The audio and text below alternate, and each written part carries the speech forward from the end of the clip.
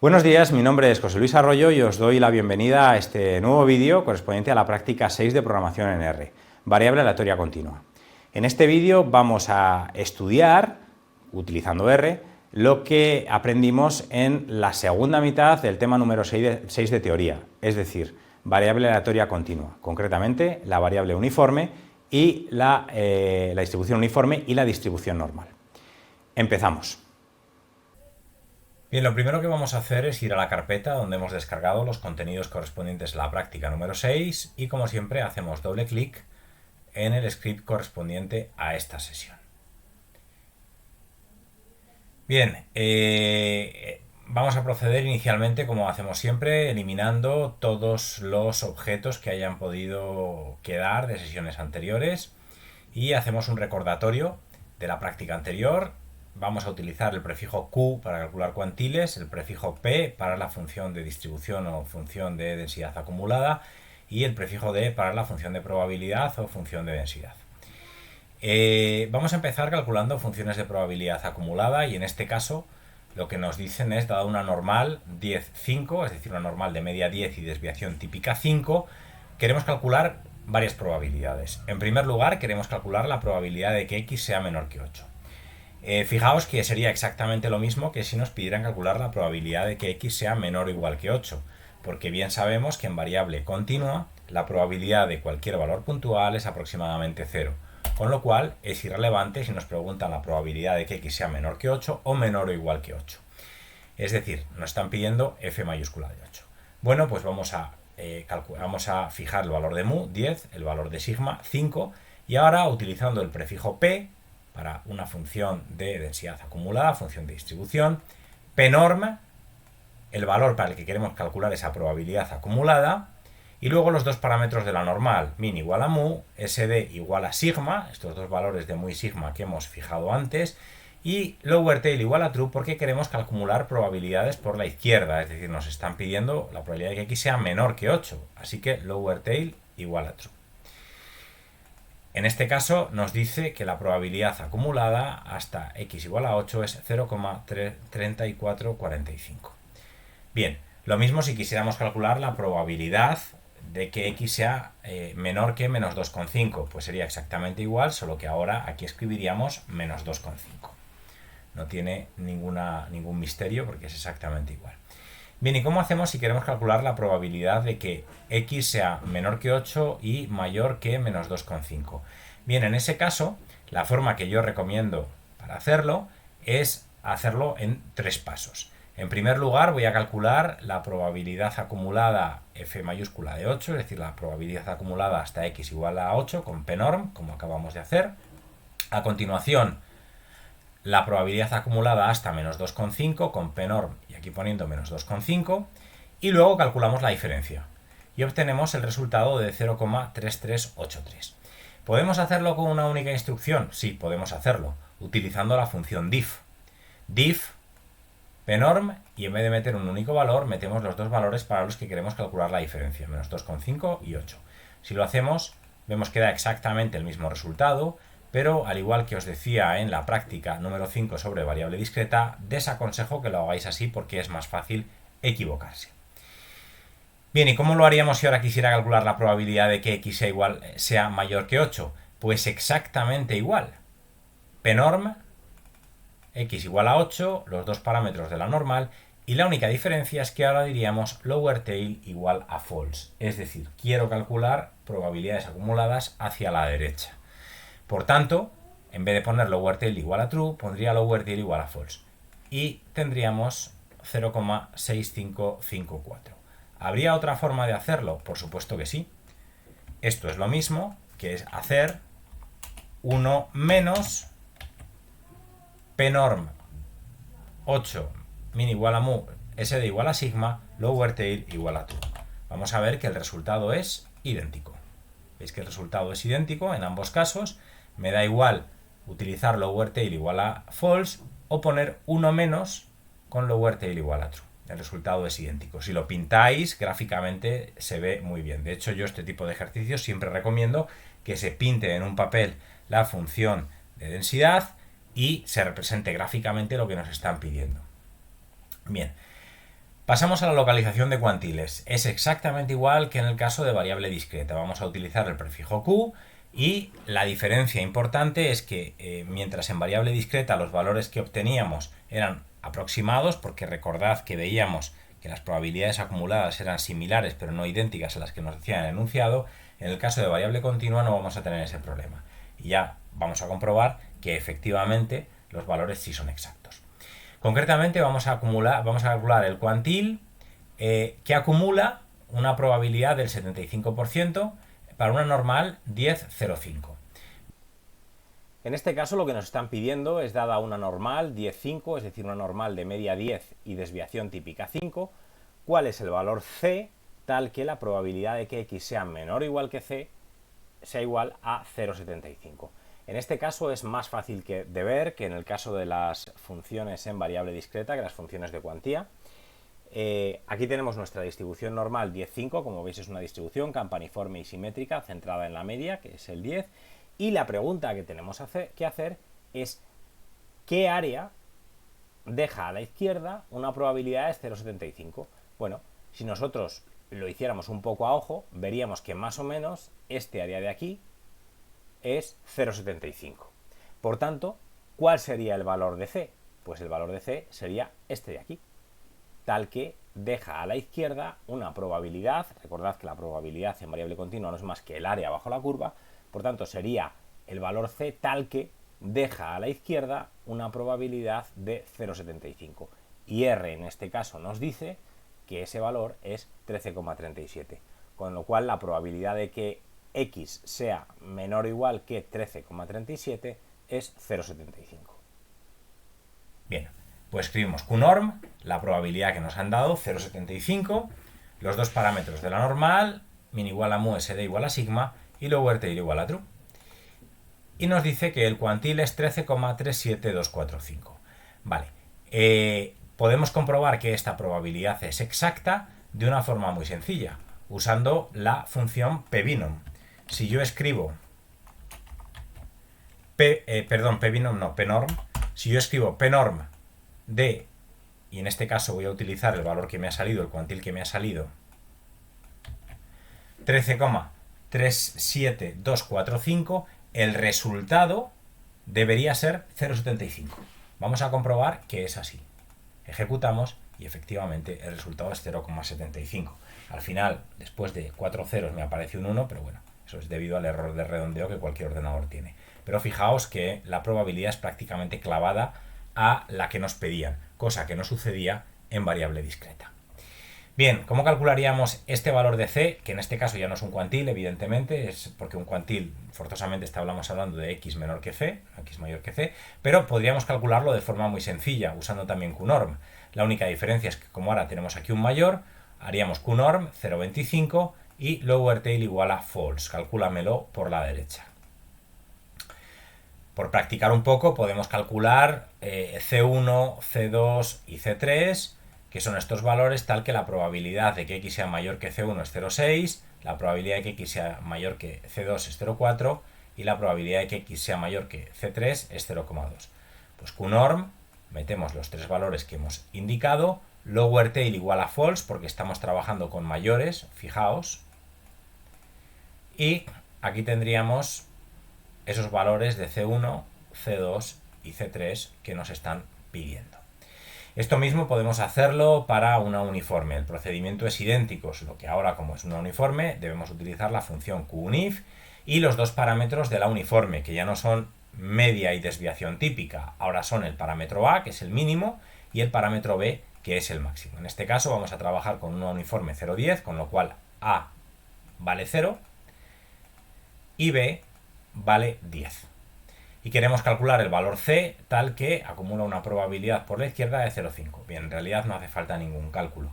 Esto se ve a simple vista que el resultado va a ser 5. De hecho, si lo pintáis en un papel, veréis que el resultado, el cuantil correspondiente, va a ser 5, como efectivamente es. Bien, vamos a pasar ahora a la representación gráfica y en este caso quiero representar la función de densidad de una normal 0,1 y de una uniforme 0,10. Y además quiero representarlas en la misma pantalla, por lo que voy a hacer una división usar para mflow 1,2, es decir, quiero una fila y dos columnas, por tanto voy a generar una especie de línea imaginaria por el medio, aquí voy a pintar un gráfico y aquí voy a pintar otro gráfico, uno al lado del otro. En primer lugar voy a establecer aquellos valores para los que quiero pintar estas dos funciones de densidad. En el caso de la normal, dado que es una normal de media 0 y desviación típica 1, pues parece razonable dibujar desde menos 3 hasta más 3, que es más o menos mu más menos 3 sigma, y por tanto sabemos que se va a concentrar algo más del 99% de los datos. Generamos esta secuencia de números. Fijaos que usando la instrucción sec genero una secuencia de números que va desde el menos 3 hasta el más 3 en intervalos de 0,1, es decir, menos 3, menos 0,9, menos 0,8, menos 0,7 y así sucesivamente hasta 2,7, 2,8, 2,9 y 3. Podemos comprobarlo. Si yo escribo ahora el valor de x, vais a ver que efectivamente se ha generado esa secuencia de valores, ¿vale? Que son los que voy a utilizar para hacer la representación gráfica de la normal. Bien, ahora ya podemos calcular los valores fácilmente, es decir, podemos calcular la altura de la función de densidad en cada uno de estos puntos usando la función de norm. De norm, recordad que me da la altura de la función de densidad. Simplemente meteríamos el vector, meteríamos el valor medio de esta normal, que es una normal 0,1, por tanto la media es 0, y la desviación típica es 1. Bien, estas serían las probabilidades, no las probabilidades, perdón, muy importante, esto no son probabilidades, es la altura de la función de densidad, que no es una probabilidad. Bien, esta sería la altura de la función de densidad para x igual a menos 3, para x igual a menos 2,9, para x igual a menos 2,8 y así sucesivamente. Bien, lo ploteamos ahora exactamente igual a lo que hemos estado haciendo en prácticas anteriores. En primer lugar, los valores del eje x.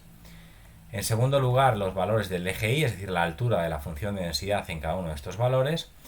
Y en este caso lo que vamos a pintar es una línea. Podemos establecer el grosor de la línea con LWD. Si pongo un número más grande será una línea más gruesa, si pongo un número más pequeño será una línea más delgada.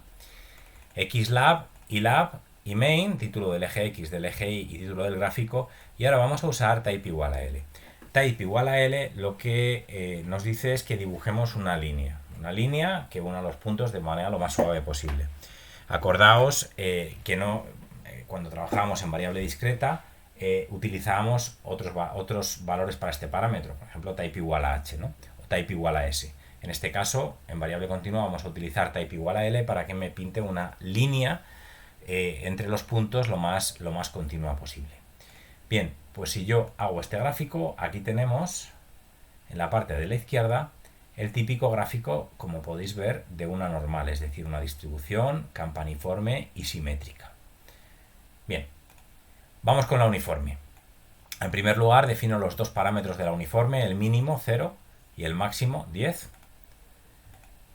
La altura de la función de densidad va a ser la que me dé la función de un if, ¿vale? Al igual que en el caso anterior, voy a generar una secuencia de datos que vaya desde el mínimo hasta el máximo en intervalos de 0,1. Y ahora ya sí procedo con el plot. Valores del eje X son esa secuencia de números que acabo de generar. Valores del eje Y de un if mínimo, máximo, perdón, mínimo, máximo no. Valores para los que quiero calcular esa altura de la función de densidad, mínimo, que sería el parámetro A, y máximo, que sería el parámetro B.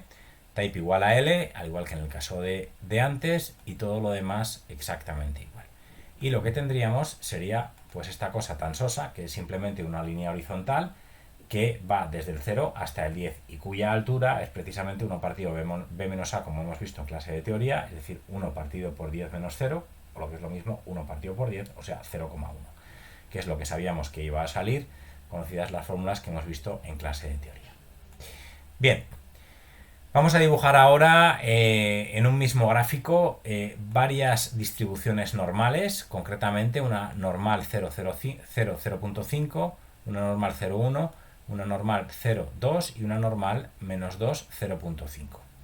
Procedo a guardar los distintos valores de estos parámetros. La primera media, que vale 0, sigma 1, 0,5, sigma 2, 1, sigma 3, 2, y la segunda mu para esta de aquí, -2. Bien, voy a crear una paleta de colores que van del rojo al azul y concretamente voy a elegir 4 colores porque tengo 4 normales. Quiero que usando esa paleta de colores me seleccione 4 colores para representar cada una de las funciones de densidad de esas 4 normales. Voy a generar una secuencia de números que vaya desde el -5 al +5 en intervalos de 0,1 para que me cubra todo el espectro razonable de valores en estas normales que acabo de definir. Y a continuación voy a hacer un plot de la primera distribución normal. En primer lugar, valores de la x, que son esta secuencia de valores que he generado desde el -5 hasta el 5 en intervalos de 0,1.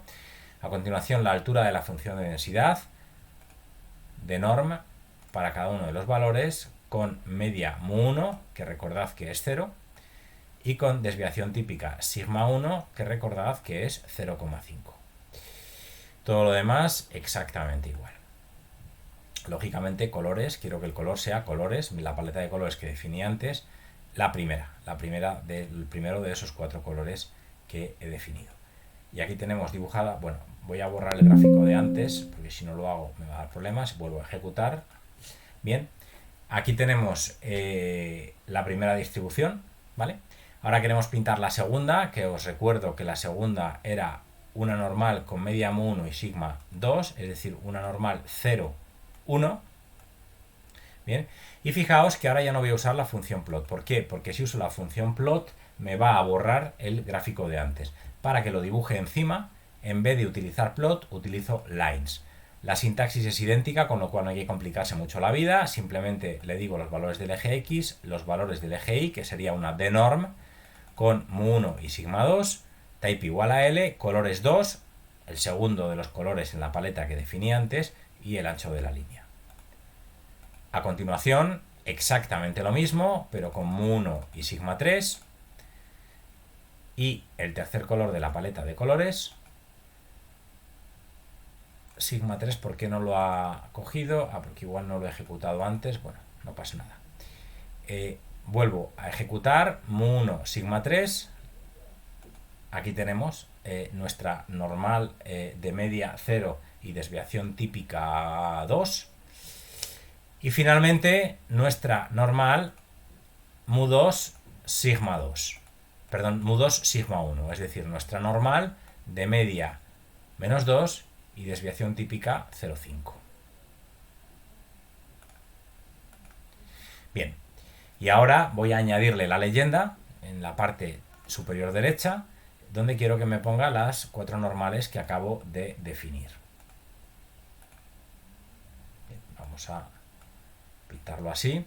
Nos ha quedado tremendamente feo, así que porque nos ha tapado la etiqueta a los gráficos, así que lo que voy a hacer es ampliar esto un poquito más y voy a volver a ejecutarlo todo desde el principio y ya veréis cómo se arregla. Vuelvo a pintar el gráfico, 1, 2, 3, 4, ahora la leyenda y ahora fijaos que ahora ya sí queda de forma razonable. Bien, pues aquí tenemos nuestras 4 normales. Bien, ante este gráfico una pregunta que yo podría haceros es cuáles de estas distribuciones son mesocúrticas, cuáles platicúrticas y cuáles leptocúrticas, ¿no? Entonces una tentación que tendríais aquí es decirme que esta moradita es quizá mesocúrtica, esta es platicúrtica y estas dos son leptocúrticas. Bien, eso sería absolutamente incorrecto. Por definición, todas las normales son mesocúrticas. Así que estas 4 distribuciones, aunque visualmente penséis que tienen distintos apuntamientos, no lo tienen. Todas son mesocúrticas.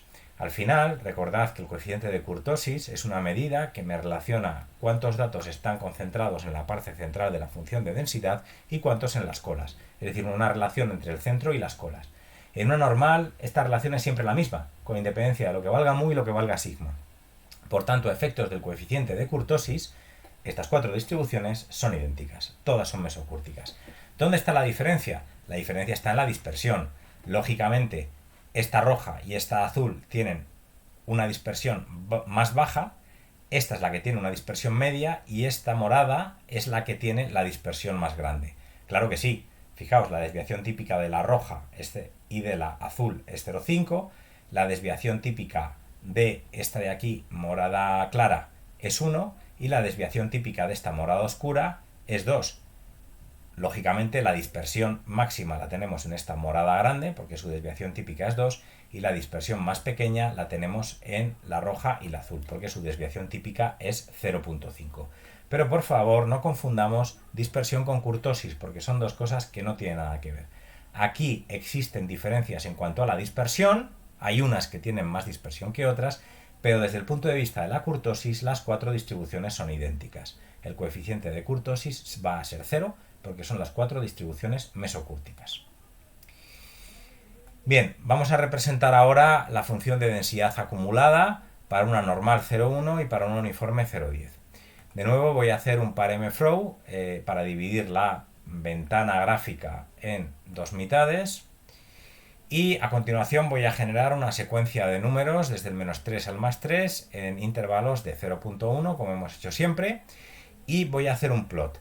Es exactamente igual a lo que hemos hecho antes, solo que la diferencia es que ahora en vez de usar dnorm, que me daba la altura de la función de densidad, lo que voy a usar es pnorm, que me da la probabilidad acumulada hasta un determinado valor. Pero fijaos que la sintaxis es absolutamente idéntica. Si yo hago esto, aquí tengo la función de distribución o de densidad acumulada para una normal, que vemos que tiene la típica forma en S, la típica forma sigmoidal, que tiene que tener la función de distribución de una normal.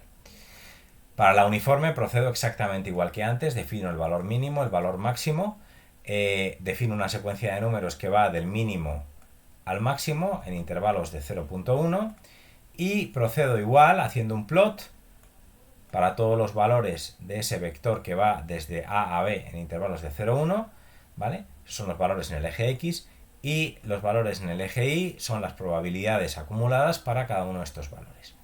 Bien, ¿qué tengo? Pues lo que tengo es vamos a verlo, lo que tengo es la típica forma que tiene una función de distribución para una uniforme, que es simplemente una línea recta que va del mínimo al máximo, ¿vale? Bien, como bonus track y para que practiquéis por vuestra cuenta, os dejo este código que aparece aquí, en el que se trata de generar un gráfico para presentar la función de distribución del gasto mensual de un estudiante y también en el anexo la representación conjunta de la relación que existe entre una función de densidad y la función de distribución de una normal. Podéis ejecutar este código, jugar un poco con ello para ir practicando esta parte de la asignatura, que es la práctica correspondiente a variable aleatoria continua. Bien, espero que este vídeo os haya resultado interesante y sobre todo útil. Nos vemos pronto.